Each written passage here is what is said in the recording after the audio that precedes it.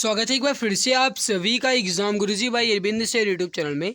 इस वीडियो में हम कंप्लीट करेंगे यूपी पुलिस कांस्टेबल या यूपी पुलिस रेडियो ऑपरेटर के लिए जीके और साइंस के इम्पोर्टेंट क्वेश्चंस को। देखिए मेरे प्यारे भाई, आपको बता दें कि कल हमारी जो जीके की क्लास है ये नहीं हो पाई थी। फ़िलहाल साइंस की हुई थी लेकिन जीके नहीं हो पाई थी, ठीक है। और आज हम दोनों कवर करेंगे, साइंस को भी कवर करेंगे और जीके को भी कवर करेंगे। अलग से साइंस भी क्लासेस होंगी।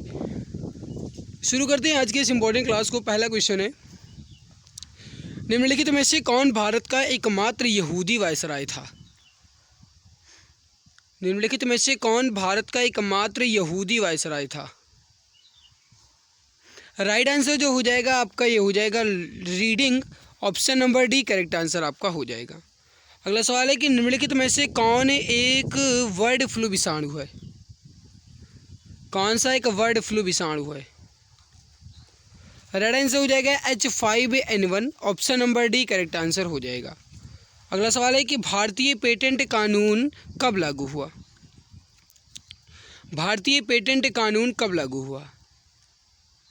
सही आंसर हो जाएगा 1972 यानी कि 1972 में। जो भी आप ये बता रहे हैं 1972 बिल्कुल सही करेक्ट आंसर आपका हो जाएगा। अगला सवाल है कि साइकिल का आविष्कार किसने किया? सही आंसर हो जाएगा साइकिल का आविष्कार किसने किया, ये सवाल पूछा गया है। राइट आंसर हो जाएगा किर्क पैट्रिक मैकमिलन ने, ऑप्शन नंबर डी आपका करेक्ट आंसर हो जाएगा। जो भी यहाँ पे ऑप्शन डी बता रहे हैं बिल्कुल सही होगा। देखिए मेरे प्यारे भाई, हमारा टारगेट है कम समय में अधिक प्रश्न को कंप्लीट करना। इस वजह से मैं आपके जल्दी क्वेश्चंस का आंसर बताते हुए आगे बढ़ रहा हूँ। आप भी जितना जल्दी हो सके उतना जल्दी क्वेश्चन का आंसर दीजिए ताकि हम कम समय में अपने पूरे प्रश्न को कवर कर पाएँ। क्योंकि अभी हम जीके के 38 क्वेश्चन कंप्लीट करेंगे और उसके बाद हम साइंस के भी क्वेश्चन कंप्लीट करेंगे, ठीक है। तो थोड़ा सा हमें टाइम लग जाएगा, इस वजह से जल्दी क्वेश्चन का आंसर दीजिए ताकि हम जल्दी से इसे कवर कर पाएँ, ठीक है। तो प्लीज़ जल्दी आंसर देने की कोशिश कीजिए। अगला सवाल है कि चंद्रगुप्त मौर्य ने सेल्यूकस को किस वर्ष पराजित किया था? देखिए चंद्रगुप्त मौर्य ने सेल्यूकस निकेटर को किस वर्ष पराजित किया था? राइट आंसर हो जाएगा 305 ईसा पूर्व। राइट आंसर हो जाएगा आपका वो हो जाएगा ऑप्शन नंबर सी।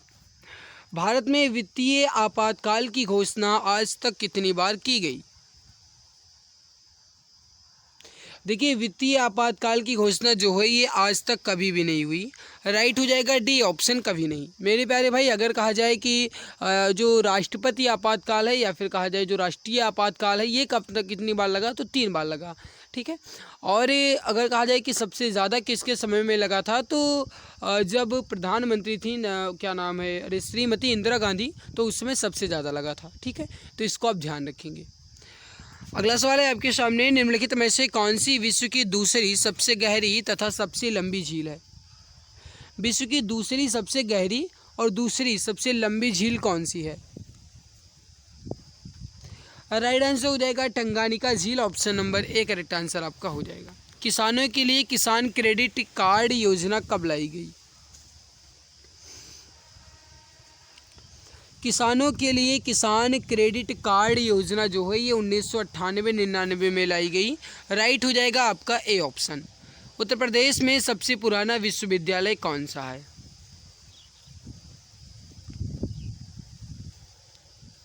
जल्दी आंसर देने की कोशिश कीजिए। सही आंसर जो हो जाएगा ये हो जाएगा आपका इलाहाबाद विश्वविद्यालय, वी ऑप्शन आपका राइट आंसर हो जाएगा। अगला सवाल है आपके सामने, क्या कह रहा है, निम्नलिखित में से कौन सी एक सदिश राशि है? सदिश कहने का मतलब है कि इसमें कौन सी एक सदिश राशि है, ठीक है। जल्दी से बताएंगे वेक्टर क्वांटिटी कौन सी है?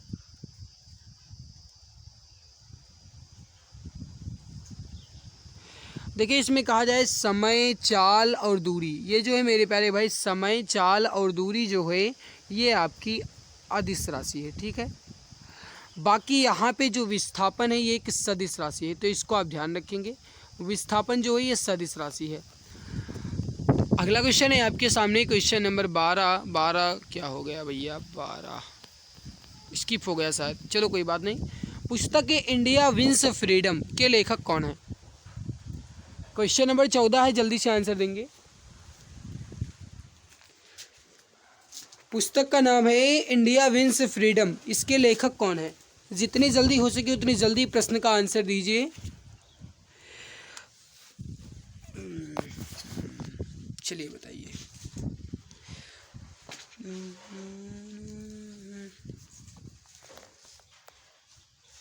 बहुत बढ़िया, गजब। सही आंसर हो जाएगा ए के आज़ाद, यानी कि मेरे प्यारे भाई यहाँ पे सही आंसर क्या हो जाएगा? अब्दुल कलाम आज़ाद। ऑप्शन नंबर ए आपका राइट आंसर हो जाएगा।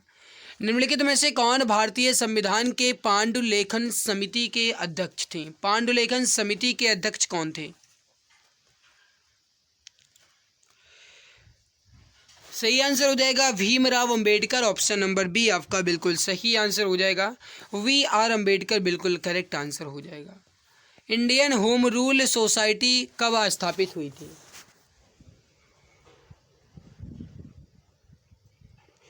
इंडियन होम रूल सोसाइटी की स्थापना कब हुई? जल्दी से बताइए। बहुत बढ़िया, गजब। सही आंसर जो हो जाएगा मेरे प्यारे भाई इसका ये हो जाएगा 1905 में, यानी कि 1905 में। सही आंसर हो जाएगा आपका डी ऑप्शन। अगला सवाल है कि नियंत्रक एवं महालेखा परीक्षक की टीका टिप्पणी पर उचित कार्यवाही करने की अंतिम जिम्मेदारी किसकी है? नियंत्रक एवं महालेखा परीक्षक की टीका टिप्पणी पर उचित कार्यवाही करने की अंतिम जिम्मेदारी संसद की है। ऑप्शन नंबर सी आपका राइट हो जाएगा। ब्रिटिश सरकार द्वारा लंदन में भारतीय नेताओं का पहला गोलमेज सम्मेलन कब बुलाया गया था? ब्रिटिश सरकार द्वारा लंदन में भारतीय नेताओं का पहला गोलमेज सम्मेलन कब बुलाया गया था? सही आंसर जो हो जाएगा गाइस ये हो जाएगा आपका 1930 में। Option number C correct answer आपका हो जाएगा। अगला सवाल है आपके सामने, निम्नलिखित में से किस विषय पर नोबेल पुरस्कार नहीं दिया जाता?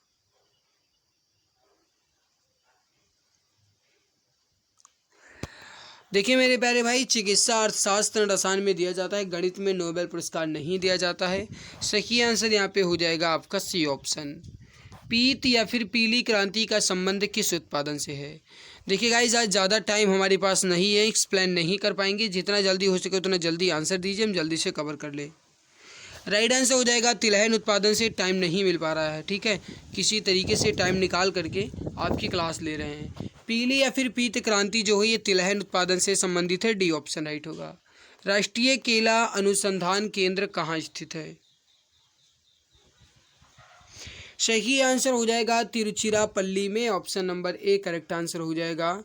राष्ट्रीय केला अनुसंधान केंद्र जो है ये कहाँ पे है? तिरुचिरापल्ली में। निम्नलिखित में से किस प्रांत में दलहन का उत्पादन सबसे अधिक होता है? दलहन का उत्पादन सबसे ज़्यादा कहाँ होता है? सही आंसर जो हो जाएगा आपका ये हो जाएगा मध्य प्रदेश के क्षेत्रों में। ऑप्शन नंबर सी आपका करेक्ट आंसर यहाँ पे हो जाएगा। अगला सवाल है, उत्तर प्रदेश के किस क्षेत्र में सोयाबीन की फसल मुख्यतः उगाई जाती है? सोयाबीन की फसल जो है ये उत्तर प्रदेश के किस क्षेत्र में मुख्य रूप से उगाई जाती है? 24 नंबर सवाल है। सही आंसर हो जाएगा बुंदेलखंड क्षेत्र में। ऑप्शन नंबर डी आपका करेक्ट आंसर यहाँ पे हो जाएगा। निम्नलिखित में से किसने भारत में सबसे पहले एक पृथक मुस्लिम राज्य बनाने का प्रस्ताव रखा था? जल्दी से बताएंगे इसका सही आंसर क्या हो जाएगा। और मित्र, अगर आपको मेहनत अच्छी लग रही है तो क्लास को लाइक ज़रूर कर दीजिएगा। चैनल पे पहली बार है तो सब्सक्राइब कर लीजिएगा, ताकि आने वाली सभी नई क्लास की नोटिफिकेशन आपको समय से मिला करे। भारत में एक पृथक मुस्लिम राज्य का प्रस्ताव जो है ये किसने रखा था? बहुत बढ़िया, राइट हो जाएगा इकबाल ने। निम्नलिखित में से कौन एक राज्य की आकस्मिक निधि की स्थापना के लिए उत्तरदायी है? सही आंसर हो जाएगा किसी भी राज्य का विधानमंडल। ऑप्शन ए राइट हो जाएगा। जनगणना 2011 के अनुसार भारत के निम्नलिखित राज्यों में से किस राज्य में महिला लिंगानुपात सबसे अधिक है? जनगणना 2011 के अनुसार किस राज्य में महिला लिंगानुपात सबसे अधिक है? सही आंसर हो जाएगा केरल में। Option number D correct answer हो जाएगा। जो भी यहाँ पे ऑप्शन डी केरल बता रहे हैं करेक्ट होगा। भारत की निम्नलिखित नदियों में से कौन हिमालय की सभी श्रेणियों को काटती है? कौन सी नदी हिमालय की सभी श्रेणियों को काटती है, यह सवाल आपसे पूछा गया है। सही आंसर जो हो जाएगा आपका वो हो जाएगा यहाँ पे क्या हो जाएगा? Sutlej. Option number B correct answer हो जाएगा। अगला सवाल है आपके सामने, उत्तर प्रदेश पुलिस विनियम का कौन सा पैरा मृत्युपरांत परीक्षण एवं प्रक्रिया से संबंधित है? सही आंसर हो जाएगा para number 139। Option number C correct हो जाएगा। फिलीपींस देश की राजधानी कौन सी है? मेरे प्यारे भाई, क्लास में और आगे बढ़े उससे पहले आप सभी को बता दें 5000 जीके के क्वेश्चंस की ई बुक आप सभी के लिए लॉन्च की गई है। और ये ई बुक जो है मेरे प्यारे भाई, ये आपको मात्र 39 रुपये में मिल रही है। ठीक है, अभी आपके पास सुनहरा मौका है, आप इस ई बुक का फ़ायदा उठा सकते हैं। जो ई बुक है आपकी ये 60% डिस्काउंट के साथ अभी चल रही है। ऑफर सीमित समय के लिए ही है। ई बुक जो है ये आपकी UP police radio operator exam को टारगेट करके तैयार की गई है। History, geography, economic, constitution, science, physics, chemistry, biology, statics, GK के 5000 क्वेश्चंस के साथ एक्स्ट्रा पॉइंट्स आपको मिलेंगे। ई बुक आपकी इमेज एंड कलरफुल है ताकि आपको पढ़ने में मज़ा आए। अगर आप इसे परचेज करना चाहते हैं तो पूजा BCIT05@SBI पे मात्र 39 रुपये पे करके आप इसे परचेज कर सकते हैं। व्हाट्सएप नंबर है 8948667652, 8948667652। यहाँ पे आप व्हाट्सएप करके ई बुक को परचेज कर सकते हैं। इस पर अभी 60% का डिस्काउंट चल रहा है। मात्र 39 रुपये में यह ई बुक आपको मिल जाएगी। अगर आपकी इच्छा है तो आप इसे परचेज करके अपने जीके विषय को और भी मजबूत कर सकते हैं। तो मेरे प्यारे भाई, आप इसे परचेज ज़रूर कर लीजिएगा। ठीक है, मात्र 39 रुपये में है, कहीं कोई ज़्यादा भी नहीं है। 39-40 रुपये के तो गाइज़ आप जूस वगैरह पी लेते हैं। तो अगर आप ई बुक को पढ़ करके सिलेक्शन ले लो तो इससे बड़ी कोई बात ही नहीं होती है ना। तो मात्र 39 रुपये में है। अगर आपकी इच्छा है तो आप ज़रूर लीजिएगा। लेकिन इतना ज़रूर कहूँगे, अगर आप इस ई बुक को परचेज कर लेते हो तो मेरे प्यारे भाई आप एक बार कहोगे हाँ कितनी लाजवाब ई बुक है, और आपके मन से, आपके अंदर से जीके का डर जो है ये 80% तो ख़त्म हो ही जाएगा। इतना मैं विश्वास करता हूँ अपनी इस ई बुक पर। अब आगे आपकी इच्छा, अगर आप परचेज करेंगे तो खुद देख लेंगे कितनी बेहतरीन है, लाजवाब है। फिलीपींस देश की राजधानी आपको बताना है। राइट आंसर जो हो जाएगा आपका 31 नंबर क्वेश्चंस का, जो भी यहाँ पे हमारे प्यारे भाई बहन बता रहे हैं, मनीला बियर। ऑप्शन बहुत सही। भूटान देश की मुद्रा कौन सी है? जल्दी से बताइए, तब तक हम पानी पी लें। बहुत इंपॉर्टेंट क्वेश्चन है, जल्दी से बताइए।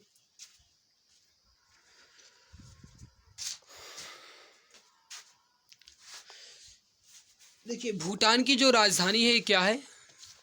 थिम्पू। थिम्पू है भूटान की। बहुत बढ़िया, सही। राजधानी थिम्पू है, लेकिन मुद्रा बताओ।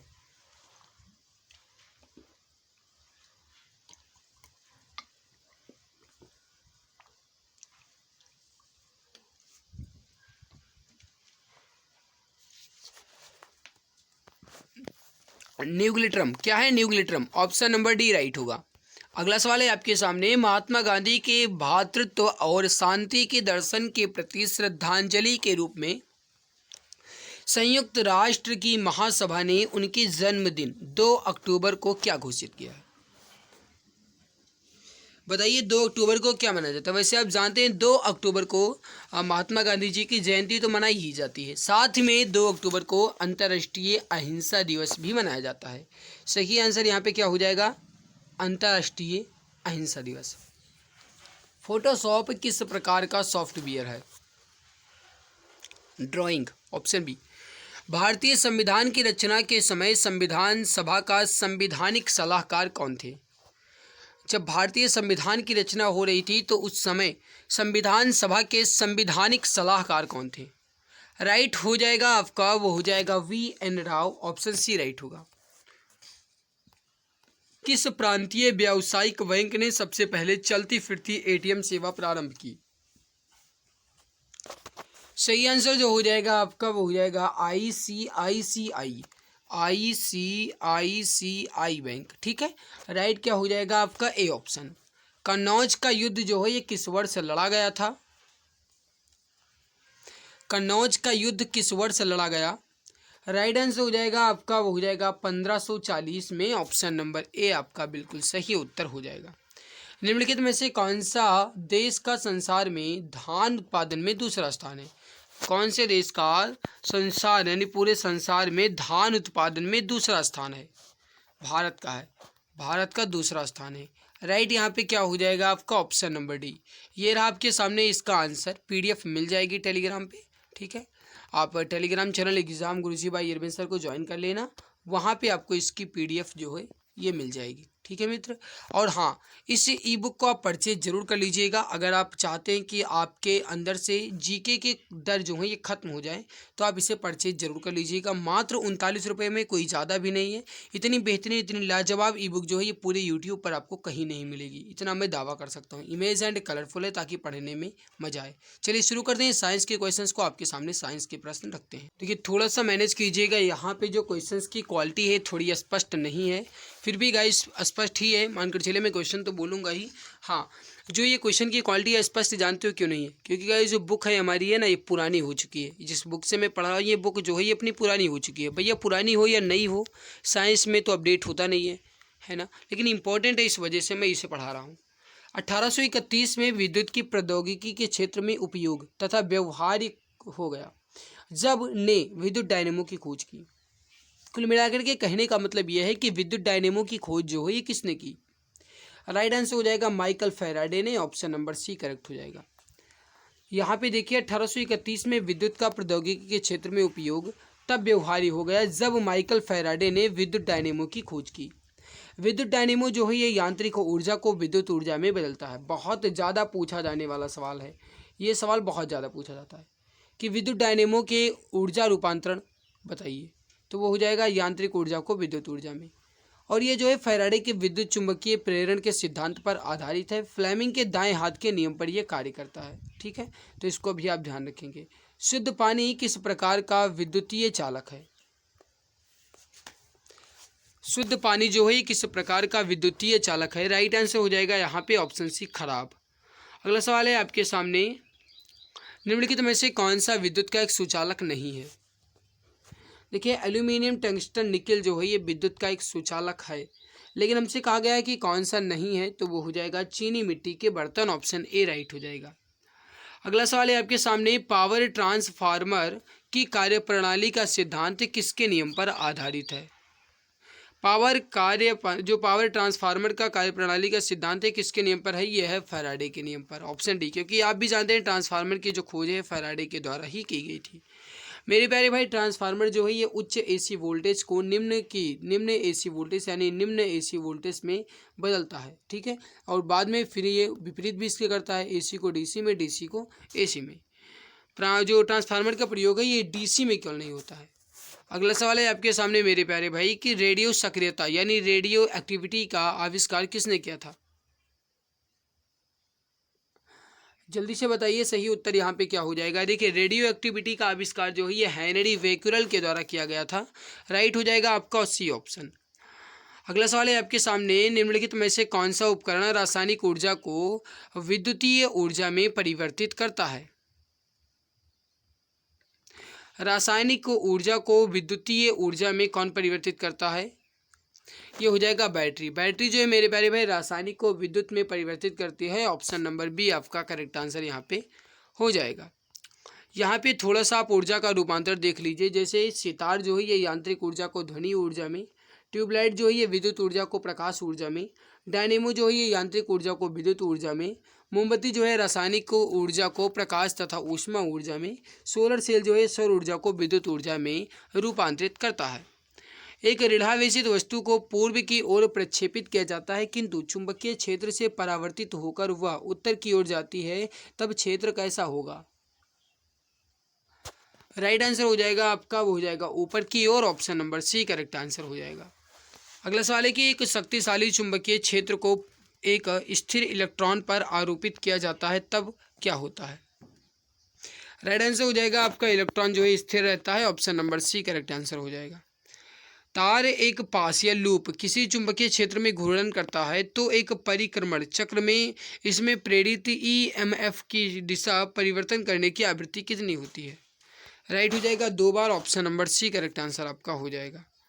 अगला सवाल है आपके सामने, निम्न में से कौन एक विद्युत चुंबक बनाने के लिए सबसे उपयुक्त है? विद्युत चुंबक बनाने के लिए सबसे उपयुक्त इसमें कौन सा है? राइट आंसर हो जाएगा आपका, वो हो जाएगा मृद लोहा। Option number C correct answer हो जाएगा।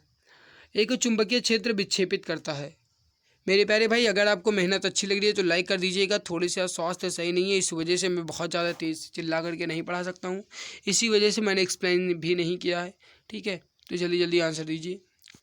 चुंबकीय क्षेत्र जो है विक्षेपित करता है ना तो बीटा और ना ही अल्फा। अगला सवाल, अगला इंपॉर्टेंट क्वेश्चन है कि क्षण चुंबक का अधिकतम चुंबकत्व कितना होता है। क्षण चुंबक का जो अधिकतम चुंबकत्व है ये किस पर होता है।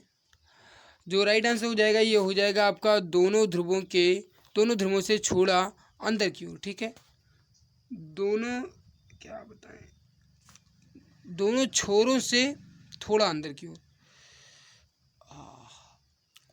क्षण चुंबक का अधिकतम चुंबकत्व जो है दोनों छोरों से थोड़ा अंदर की ओर होता है। थोड़ा दिमाग काम नहीं कर रहा है, स्वास्थ्य बिल्कुल सही नहीं है, इस वजह से मैंने कल जीके की क्लास नहीं ली थी, साइंस की किसी तरीके से ली थी मेरे प्यारे भाई।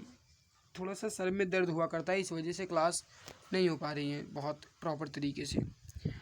बंद कमरे की खिड़की में एक छोटा छिद्र कमरे से बाहर की वस्तुओं का कमरे की सामने की दीवार पर उल्टा प्रतिबिंब बनाता है, कारण इसका क्या है। राइट आंसर हो जाएगा आपका, हो जाएगा प्रकाश का ऋतु रेखीय संचरण। Option number B correct answer आपका हो जाएगा। अगला है कि पूर्ण सूर्य ग्रहण में सूर्य का कौन सा भाग दिखाई देता है। पूर्ण सूर्य ग्रहण में सूर्य का कौन सा भाग दिखाई देता है, किरीट। Option number B correct answer आपका यहाँ पे हो जाएगा। मेरे प्यारे भाई याद रखिएगा कि जो पूर्ण सूर्य ग्रहण है ये सदैव अमावस्या के दिन होता है, तो इसको आप ध्यान रखेंगे। और ऐसा भी जरूरी नहीं है कि सदैव यानी कि सभी अमावस्या में ही सूर्य ग्रहण हो, ऐसा बिल्कुल भी जरूरी नहीं है। लेकिन जब भी होगा सूर्य ग्रहण वो अमावस्या के दिन ही होगा। समतल दर्पण द्वारा बनी प्रतिबिंब जो है कैसी होती है। राइट आंसर हो जाएगा ये हो जाएगा आभासी होता है। Option number B correct answer हो जाएगा। अगला सवाल है आपके सामने कि जल में आंशिक रूप से तिरछी डूबी पेंसिल का डूबा भाग कैसा होता है। जो जल में डूबी पेंसिल है इसका तिरछी डूबी पेंसिल का डूबा भाग जो है ये जल की सतह की ओर मुड़ा हुआ प्रतीत होगा। Option number B correct answer आपका हो जाएगा। अगला सवाल है आपके सामने कि क्षितिज के नीचे वास्तव में डूब जाने के बाद भी सूर्य कुछ समय तक दिखाई देता है, इसका क्या कारण है। राइट आंसर हो जाएगा इसका कारण जो है यह है वायुमंडलीय अपवर्तनांक। राइट आंसर क्या हो जाएगा आपका ए ऑप्शन बिल्कुल परफेक्ट करेक्ट आंसर आपका हो जाएगा। यदि वायुमंडल ना होता तो दिन की अवधि कैसी होती। वायुमंडल ना होता तो दिन की अवधि जो है कम होती। ऑप्शन नंबर ए आपका करेक्ट आंसर यहाँ पे हो जाएगा। अगला सवाल है कि निम्नलिखित वर्ण अनुक्रम में कौन सा क्रम उचित रूप में है। राइट आंसर हो जाएगा नीला, हरा और पीला। Option number D correct answer हो जाएगा, बिल्कुल परफेक्ट आंसर आपका हो जाएगा। देखिए मेरे प्यारे भाई समझिएगा, यहाँ पे बैगनी, जामुनी, नीला, हरा, पीला, नारंगी, लाल ये रंग इसके नाम दिए गए हैं। बिबग्योर के नाम से आप इनको याद रख सकते हैं। और ये जो है बिबग्योर मेरे प्यारे भाई ये इंद्रधनुष में भी मिलते हैं। और ये देख लीजिए। अगला सवाल है कि प्राथमिक वर्ण जो हैं कैसे हैं। अभी अभी मैंने आपको बताया मेरे प्यारे भाई कि अन्य वर्णों के मिश्रण से नहीं बनाए जा सकते, उन्हें क्या कहते हैं, प्राथमिक वर्ण कहते हैं। अगला है कि तीन प्राथमिक वर्ण कौन कौन से हैं। प्राथमिक वर्ण कौन कौन से हैं। राइट आंसर हो जाएगा आपका वो हो जाएगा नीला, हरा व लाल। राइट आंसर क्या हो जाएगा नीला, हरा व लाल। Option number A correct answer हो जाएगा। प्रकाश की नीलिमा का कारण क्या है। प्रकाश की नीलिमा, नीलिमा का मतलब वो है प्रकाश का जो गाइस नीला है ये किसके कारण होता है। राइट हो जाएगा पृथ्वी के वायुमंडल द्वारा अन्य वर्णों की अपेक्षा नीले वर्ण का अधिक प्रकीर्णन होना, इस वजह से। ऑप्शन बी राइट होगा। अंतरिक्ष यात्री को बाह्य अंतरिक्ष कैसा प्रतीत होता है। सही आंसर हो जाएगा आपका गहरा गहरा काला होता है, यानी श्याम वो लिखा है यहाँ पे, तो कभी श्याम भी कह सकते हो या फिर कहा जाए काला। अंतरिक्ष यात्री को बाह्य आकाश जो है काला दिखाई देता है, तो इसको आप ध्यान रखेंगे। बाह्य अंतरिक्ष यात्री में स्थित अंतरिक्ष यात्री जो है देख पाता है। राइट आंसर हो जाएगा मेरे प्यारे भाई कि सभी दिशाओं में दिन के समय भी तारे देख पाएंगे जो अंतरिक्ष यात्री में स्थित होते हैं। अंतरिक्ष यात्री बाह्य अंतरिक्ष यात्री में जो स्थित होते हैं वह सभी दिशाओं में दिन के समय में भी तारे देख पाते हैं। अगला सवाल है कि प्रकाश के वेग की तुलना में रेडियो तरंग का वेग कैसा होता है। प्रकाश वेग की तुलना में रेडियो तरंग का वेग जो है ये एक समान ही होगा, ना तो कम होगा ना तो ज़्यादा। Option number C correct answer हो जाएगा। अगला है कि वर्ण या फिर रंग का संबंध किससे है। सही आंसर जो हो जाएगा ये हो जाएगा यहाँ पे आवृत्ति से, फ्रीक्वेंसी से। Option number B correct answer, बिल्कुल परफेक्ट आंसर हो जाएगा। अगला सवाल है कि लेज़र के अनेक अनुप्रयोगों में से एक अनुप्रयोग नहीं है।